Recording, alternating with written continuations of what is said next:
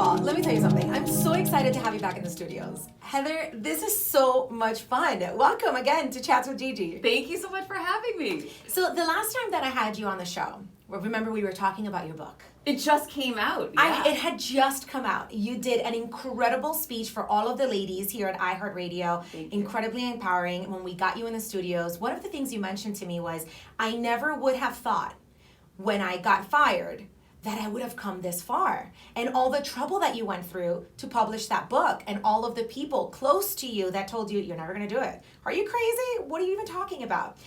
And now we're here today.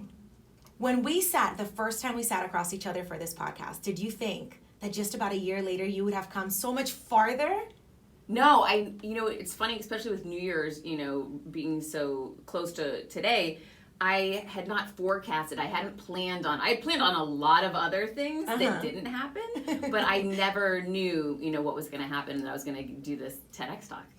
I've spoken in front of crowds before, and I feel like it doesn't matter how confident you are speaking to a crowd. It must be nerve-wracking it is for me. Every time I got on a stage, I'm like, oh, don't screw this one up. What was that like for you? I have to tell you, I'm a professional speaker now, which is also surreal and so bizarre. That's what my number one revenue stream in my business. So I speak all the time. I don't get nervous anymore when I speak. However, when I took that tiny red circle, I swear, I almost passed out. You have a ticker, a timer that I only got 10 minutes. It's running right in front of you. You can't leave the red circle. You're not supposed to move too much. There's all these restrictions around, it's not like giving a talk where you can just you're free to be you. It's wrap everything around the big idea, and don't leave the circle, and don't miss the time marks, and don't do this. And you're behind stage with all these people that never speak. None of them are, typically on stages. They're sweating. One guy was doing push-ups. Another lady was running around in circles trying to get rid of anxiety. And here's the thing, you take on that vibe when you're in it, right? So I could feel my heart start racing. I started panicking, and I just took a nosedive, and I was the first speaker, and they said, okay, and Heather, you're on, go. And I totally froze. I closed my eyes, and I just said to myself, if you don't walk out there right now, you will never forgive yourself. If you go out there and bomb, I'm going to be so proud of you. And I just removed all the pressure from myself, and I just walked out, and I just decided, even if I bomb, I'm just going to be proud of me that I took this little tiny red circle. Let's talk about that. Let's talk about that moment and that inner dialogue and how powerful it is, which is part of the topic of your talk. It is to create for yourself a campaign of positivity. There is so much negative talk that we do to ourselves all the time. I don't look like her. I don't sound like her. I could be thinner. I need to do this. Or I'm never going to get that promotion. Why am I even going to apply for that position? My boss is not going to let me out of my department. Why?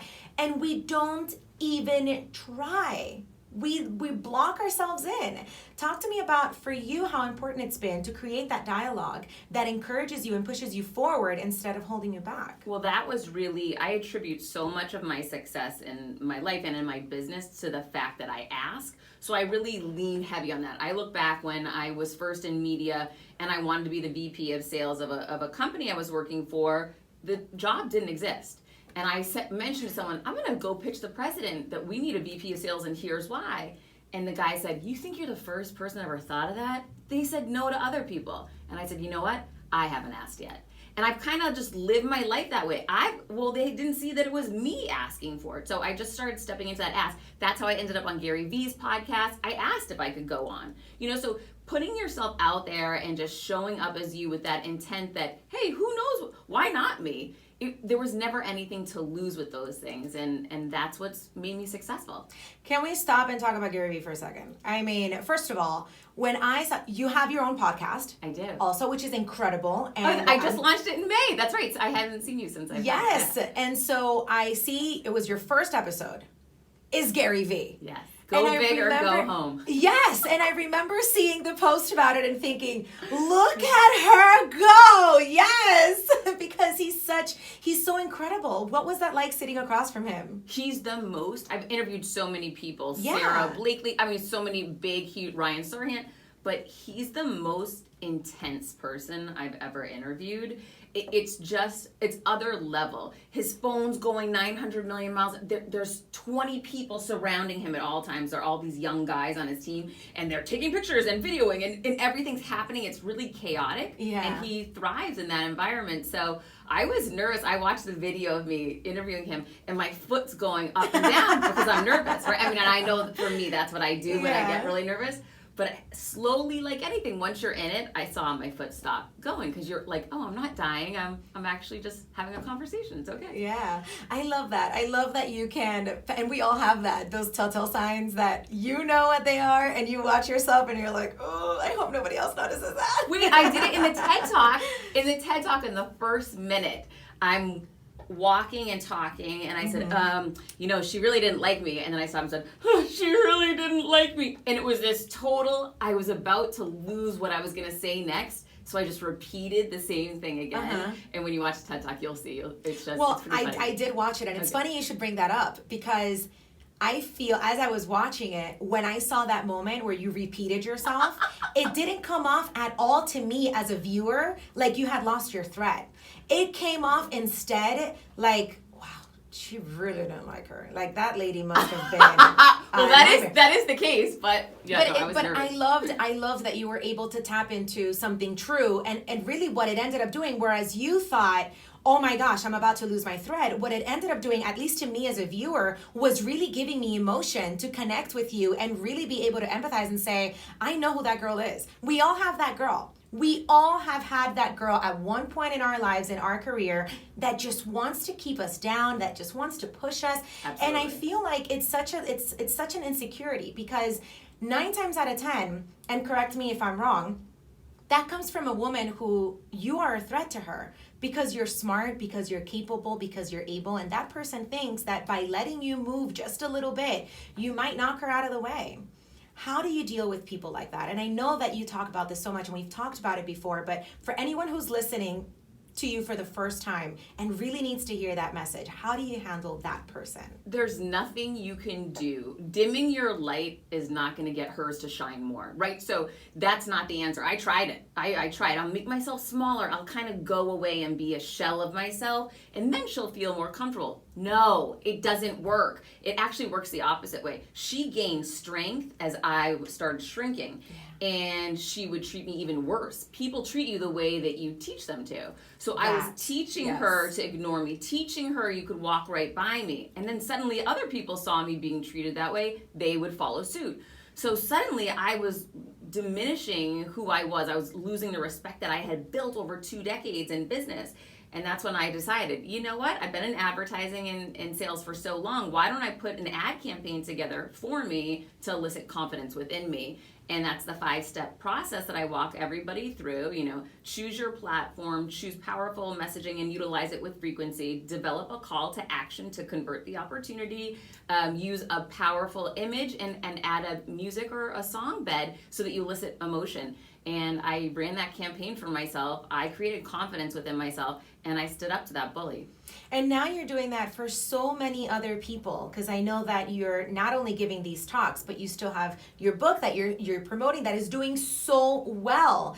And through your podcast, the underlying tone is always building that confidence, and how important it is to be able to build that for yourself in any platform, no matter what it is that you do. Even if you're a stay-at-home mom, especially if you're a stay-at-home mom, there's value in everything that you do, and there's value in you as a person, regardless of your job title, and you need to have that confidence, right? Oh my gosh, it's so funny you said that. I just did a post today on Instagram about people always asking, are you in a relationship? Are you single? Are you married? And I check the box instead that says building my empire. Yeah. You don't have to fall into whatever label society wants you to be in. You can create the label that you want. You can just do it for you and know that you are valued, whether you're walking into a room with somebody or walking in alone. And that's why when you mention, stay-at-home moms, I have a lot of mom friends that are stay-at-home moms that are relying on a man for income.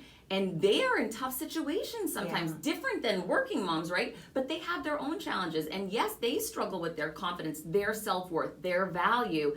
and what's special and unique about them a lot. So yeah, I see, and not only women are that way, right? It's just people in general, that we live in this world where we're all judged and told what we can or can't do, and it's about really stepping into who you really are to, find your happiness.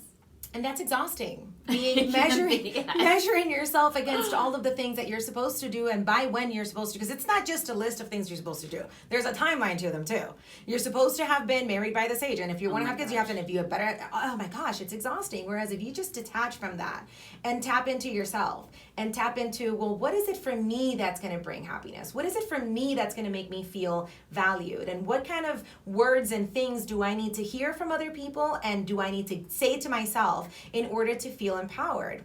And let's talk about that too, the circle of people around you. I saw a recent post that you had on LinkedIn where there was a person with a lot of knowledge on a board, right, that said to you, well, you picked a really crappy topic for your TEDx talk. Yeah. You did well, you delivered, blah, blah, blah, but this topic is not marketable.